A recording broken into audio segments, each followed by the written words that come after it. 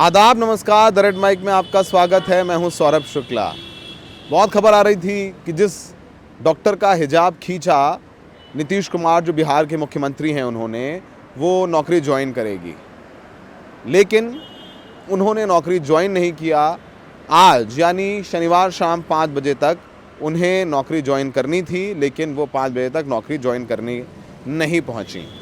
यानी शायद उस महिला का आत्मसम्मान इतना ज़्यादा धराशायी हो चुका है कि उसकी हिम्मत ही नहीं है कि वो निकल करके नौकरी करे। इस पूरे मामले को लेकर के देश भर में राजनीतिक उठापटक भी चल रही है। तमाम तरीके के रिएक्शंस हैं, लेकिन आपको पहले बताते हैं कि डॉक्टर परवीन को कहाँ ज्वाइन करना था। उन्हें आज 5 बजे तक पटना सदर के सबलपुर पीएचसी में, पब्लिक हेल्थ सेंटर में ज्वाइन करना था, लेकिन वो नहीं पहुंची ज्वाइन करने। सिविल सर्जन अविनाश कुमार सिंह को उनकी ज्वाइनिंग करानी थी। उन्होंने कहा कि नुसरत ने ज्वाइन नहीं किया है, अगर विभाग की ओर से कोई डेट बढ़ाई गई है तो हम उसका पालन करेंगे। आपको बताएं कि 75 डॉक्टर सेलेक्ट हुए थे, जिसमें अब तक 63 डॉक्टर्स ने ज्वाइनिंग की है। 12 डॉक्टर्स ने अब तक ज्वाइनिंग नहीं की है। तो सोचिए कि सरकारी नौकरी लेना तो भगवान मिल जाने जैसा है इस देश में, और ख़ासकर यूपी बिहार जैसे राज्य में। वहाँ पर डॉक्टर परवीन को ये नौकरी मिली, लेकिन उन्होंने ज्वाइन नहीं किया। कल प्रोपेगेंडा चला तमाम कि वो ज्वाइन कर रही हैं, उनके भाई का बयान आया है, फलाना आया, ढिमकाना आया, लेकिन उन्होंने ज्वाइन नहीं की। ये भी हम बता सकते हैं कि बिहार सरकार के तमाम लोगों ने डॉक्टर परवीन से संपर्क साधने की कोशिश की और उन्हें समझाया कि नीतीश कुमार पिता तुल्य हैं, उनका ऐसा कोई मकसद नहीं था, मतलब नहीं था, वो धार्मिक स्वतंत्रता के आड़े नहीं आ रहे हैं। लेकिन फिर भी डॉक्टर परवीन को वो लोग कन्विंस नहीं कर पाए। लेकिन इस बीच खबर झारखंड से आई। झारखंड के स्वास्थ्य मंत्री, जिनका नाम डॉक्टर इरफान अंसारी है, उनका एक बयान आया। उन्होंने कहा कि नीतीश कुमार को माफ़ी मांगनी पड़ेगी। डॉक्टर नुसरत उनके पास भीख मांगने नहीं गई थी, वो मेरिट के आधार पर सेलेक्ट हुई थी। सरेआम कैसे हिजाब खींच दिया गया, ये हिम्मत कहाँ से आई, किसने अधिकार दिया। और उसके बाद उन्होंने झारखंड सरकार की तरफ से नुसरत को नौकरी का ऑफ़र भी दे डाला। इरफान अंसारी ने कहा कि उन्हें डॉक्टर नुसरत को झारखंड में ज्वाइन करने का पूरा अवसर है, वो उनके लिए उनको नौकरी देने को तैयार हैं, और उन्हें हम 3 लाख रुपए महीने के वेतन देने को भी तैयार हैं। 3 लाख रुपए की सरकारी नौकरी हम देंगे उन्हें। वो यहाँ पर आएंगी तो उन्हें रहने का भी घर वगैरह सब कुछ देंगे। वो झारखंड आकर के नौकरी करने के लिए स्वतंत्र हैं, बशर्ते डॉक्टर परवीन नौकरी करना चाहें। और उन्होंने ये भी कहा कि साथ ही मनचाही पोस्टिंग, रहने के लिए सरकारी आवास की सुविधा भी दी जाएगी। जोर देकर ये भी कहा कि झारखंड में चिकित्सकों, विशेषकर महिलाओं के मान सम्मान के साथ कोई समझौता नहीं किया जाता है। डॉक्टर इरफान अंसारी ने बाकायदे ये अपना ऑफ़र सोशल मीडिया पोस्ट के ज़रिए सबसे शेयर किया, और ये भी कहा कि हम लोग तैयार हैं, डॉक्टर परवीन चाहें तो नौकरी कर सकती हैं।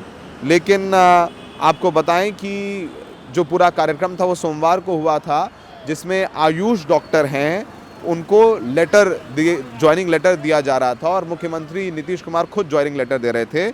उसी बीच 15 दिसंबर का दिन था, उसी बीच जब डॉक्टर नुसरत पहुंची तो उन्होंने चेहरे पर हिजाब पहना हुआ था।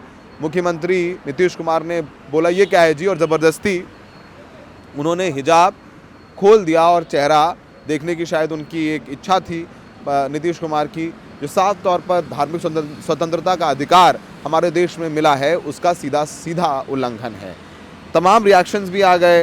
अब इस पूरे मामले में चाहे वो महबूबा मुफ्ती हों, उमर अब्दुल्ला हों, चाहे वो इल्तिजा मुफ्ती हों, तमाम लोग हैं वो ये बात कह रहे हैं कि आप कैसे कह सकते हैं। यहाँ तक कह दिया उमर अब्दुल्ला ने कि अगर मैं राजस्थान में जाकर के किसी महिला के साथ बेहूदगी करूं तो क्या वो स्वीकार किया जाएगा। नीतीश कुमार बुज़ुर्ग हैं तो क्या बुज़ुर्गी के चलते वो सारे काम कर सकते हैं। यहाँ तक कि पार्लियामेंट में केंद्रीय मंत्री गिरिराज सिंह का भी बयान आया था। उनसे पत्रकारों ने पूछा तो उन्होंने कहा कि नौकरी करनी है तो करें, नहीं तो भाड़ में जाएं।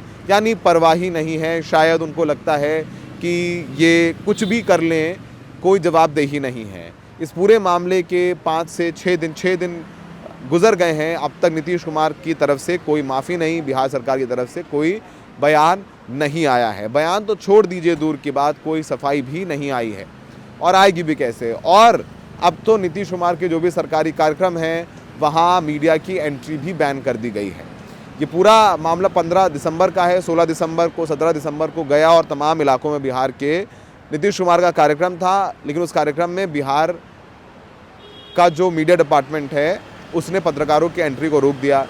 जो भी नीतीश कुमार के कार्यक्रम होते थे, जेडीयू उस कार्यक्रम का लाइव प्रसारण फेसबुक पर या यूट्यूब चैनल पर करती थी, उन्होंने वो प्रसारण करना भी पूरी तरीके से बंद कर दिया है। तो नुसरत ने नौकरी ज्वाइन नहीं की है, इरफान अंसारी ने उनको ऑफ़र दे डाला है और नुसरत के घर पे भी तमाम पत्रकार पहुंचे तो पता चला कि नुसरत और उनका पूरा परिवार घर पर भी मौजूद नहीं है और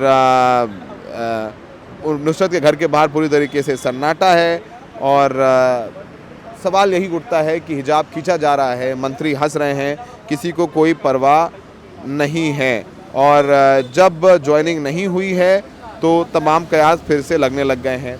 इस बीच इल्तिजा मुफ्ती भी पहुंची थी कंप्लेंट लेकर के नीतीश कुमार के खिलाफ एफआईआर कराने के लिए, पर नीतीश कुमार पर एफआईआर नहीं हुई और ना होगी। शायद ये नॉर्मलाइज हो गया है, शायद ये सामान्य सी बात हो गई है कि एक मुख्यमंत्री सरेआम धार्मिक स्वतंत्रता का अधिकार है, संविधान में उसे तार तार करते हुए नजर आते हैं, कोई कुछ नहीं कहता है, कहीं कोई रोष नहीं है। केंद्रीय मंत्री कहते हैं ज्वाइन करना हो तो करें वरना भाड़ में जाएं। शायद उनकी पीठ थपथपा दी जाए, उनको शायद प्रमोशन दे दिया जाए, लेकिन कार्रवाई नहीं होती।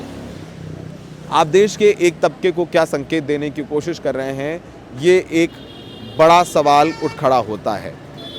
डॉक्टर नुसरत परवीन की तरफ से अब तक कोई बयान नहीं आया है। उनके भाई का ज़रूर एक बयान आया था जिसमें उन्होंने कहा था कि उनकी बहन बहुत अवाक सकते में है और उन्हें समझ में नहीं आ रहा है क्या करें। फिर ये खबर आई कि वो ज्वाइन करेंगे, लेकिन आज उनको ज्वाइन करना था और उन्होंने नौकरी ज्वाइन नहीं करी। एक महिला का, एक डॉक्टर का बहुत उज्जवल भविष्य था, उसने मेरिट के आधार पर नौकरी पाई थी। उसके परिवार से कोई नेता नहीं, कोई बड़ा अधिकारी नहीं था कि उसे सिफारिश के बदले नौकरी मिल जाती। मेहनत करके नौकरी पाई थी, खुश थी, मुख्यमंत्री से लेटर लेने जा रही थी, लेकिन मुख्यमंत्री ने उसके साथ ऐसा कर दिया कि वो फिर क्या कभी उठ करके समाज में सीना तान कर खड़े होगी, क्योंकि उसे पता है कि उसके साथ जो हुआ वो बिल्कुल नाजायज़ है और नाजायज़ काम करने वाले व्यक्ति की कोई जवाबदेही नहीं, उस पर कोई कार्रवाई नहीं और कार्रवाई तो दूर की बात है, कोई माफ़ी तक उसको नहीं मिली है। जब सेंस ऑफ जस्टिस नहीं होगा तब तक ये नया भारत कैसे बनेगा। हर रोज़ ऐसा कोई मामला आ जाता है जो संविधान है उसके खिलाफ होता है, लेकिन तमाम हमारा जो लीगल सिस्टम है वो हाथ पर हाथ धरे बैठा रहता है। सब लोग नीतीश कुमार की बुजुर्गई को लेकर के बोलते हैं, अरे बाप की तरह बोला होगा, अरे बाप की तरह कहा होगा, अरे पिता के समान है, लेकिन कानून है कि नहीं है।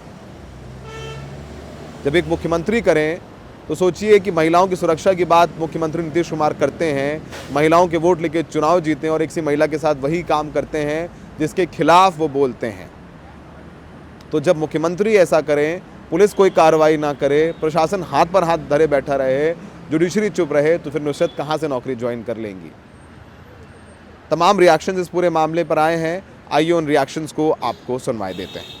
ये मैं तो सवेरे भी कहा, आज भी कह रहा हूँ, आगे भी कहूँगा, नीतीश कुमार जी ने कोई गलत काम नहीं किया। माननीय मुख्यमंत्री जी अगर नियुक्ति पत्र बांट रहे थे तो कोई हिजाब के अंदर से नियुक्ति पत्र लेगा? एयरपोर्ट पर जाए और कहे मैं हिजाब नहीं हटाऊंगा, मुझे जाने दो अंदर, तो ये तो बेवकूफ़ी भरा प्रश्न है। और इसे हर चीज़ में इस्लाम से जोड़ने की एक नई परंपरा हो गई। और लोगों को डराने के लिए कोई पंजाब, कोई पाकिस्तान से फतवा जारी करेगा, लगता है जागीर है। बीजेपी से तो आप यही उम्मीद करोगे ना। अगर ये हरियाणा या राजस्थान में किसी हिंदू औरत की घूंघट होती और मैंने उतारा होता, क्या बीजेपी वाले यही कहते हैं? जरा एक सेकंड के लिए आप सोचिए, अगर किसी मुसलमान लीडर ने किसी हिंदू औरत का घूंघट उतारा होता तो कितना बवाल मचता। क्योंकि ये डॉक्टर मुसलमान थी तो इसलिए बीजेपी का रिएक्शन जो है अलग है। हम इनसे यही उम्मीद कर सकते हैं, इससे ज्यादा तो हम इनसे उम्मीद नहीं करते। It's a secular country, first of all. पहले it's a secular country. It's Gandhi's country, जिसने अपनी जिंदगी जो है अपनी जान सेक्युलरिज्म के लिए कुर्बान कर दी। दूसरी बात, जो गिरिराज सिंह जैसे जो बीजेपी के लीडर हैं, वो यहाँ कौरव राज बनाना चाहते हैं। राम राज नहीं, कौरव राज, जिसमें कौरवों ने द्रौपदी का बड़ी महफिल में कपड़े उतारे थे। तो मुझे लगता है गिरिराज जी की मेंटालिटी वही कौरवों वाली है, जहां पर औरतों की कोई इज्जत नहीं है, क्योंकि द्रौपदी तो मुसलमान नहीं थी, उसने तो नकाब नहीं पहना था, और उसके बावजूद उसके कपड़े उतारे गए और बड़ी महफिल में उतारे गए, और यही कौरव गिरिराज जैसे लोग उस वक्त तालियां बजा रहे थे, हंस रहे थे। तो आज भी वही काम कर रहे हैं, इसमें ताजुब होने की क्या बात है। हमें तो इनसे कोई एक्सपेक्टेशन नहीं है, पर नीतीश कुमार जी को ऐसा नहीं करना चाहिए था। मुझे खुशी है कि आज इल्तिजा गई और उसने उनके खिलाफ एक FIR दर्ज की। हमने देखा एक चीफ मिनिस्टर ने, बिहार के चीफ मिनिस्टर ने, जब ये हरकत की, माफी मांगने के बजाय जो बीजेपी के मिनिस्टर्स हैं वो कितने वल्गर स्टेटमेंट्स दे रहे हैं। कल जो गिरिराज सिंह साहब हैं, जो एक यूनियन मिनिस्टर हैं, उनने कहा कि जो मुसलमान हैं हिंदुस्तान के वो भाड़ में जाए। तो भाड़ में हम क्यों जाएं? अगर आप हमारी औरतों का नकाब और हिजाब अगर आपने छुआ, you please be ready for the consequences. And I am here today because मैं एक FIR फाइल करना चाहती हूँ against the Bihar chief minister Nitish Kumar साहब। इंस्टेड ऑफ बीइंग अपॉलोजेटिक, उनकी party BJP, they want to basically justify what he did, and which is extremely wrong. It is criminal. अगर हमने किसी हिंदू बच्ची का खुदा ना खास्ता घूंघट उठाया होता तो आप मुझे बताइए कंट्री में अभी क्या माहौल होता। इसलिए मैं यहाँ आई हूँ, हम थाने तक जाएंगे, Kothibagh police station, where we'll be filing an FIR against the chief minister of Bihar. तो इससे पहले आपने जो है जयशंकर भी के खिलाफ FIR लॉन्च किया था, मगर उसके बाद जो है उसका प्रोसीजर जो है कोर्ट में जा रहा था। आप कोर्ट देखिए, ये पुलिस तक है, लेकिन हमें अपना काम करना है। And what is most troubling is जो जम्मू कश्मीर के चीफ मिनिस्टर हैं ओमर अब्दुल्ला साहब, हिंदुस्तान में इस वक्त एक ही मुसलमान चीफ मिनिस्टर है of the only Muslim majority state. जब नीतीश साहब ने ये इनडिसेंट एक्ट किया, हमने देखा ओमर साहब ने 2 दिन तक स्टेटमेंट तक नहीं दिया, और जब ओमर साहब ने स्टेटमेंट दिया, वो नीतीश साहब की जो गंदी हरकत थी उनको जस्टिफाई कर रहे थे। तो आप देख रहे हैं यहाँ जो चीफ मिनिस्टर हैं हमारे, जो मुसलमान हैं, मुसलमान होने के बावजूद जो हमारी मुसलमान बच्चियां हैं, माएँ हैं, बहनें हैं, वो उनकी प्रोटेक्शन, उनकी हिफाजत करना ही नहीं चाहते। इसलिए I felt it is my duty as a young Muslim women to come here today to express solidarity with this doctor and also make sure that the dignity and identity of our Muslim women, and not just Muslim women, all women across India, we have the right to choose what we want to wear with our hair, with our heads held high.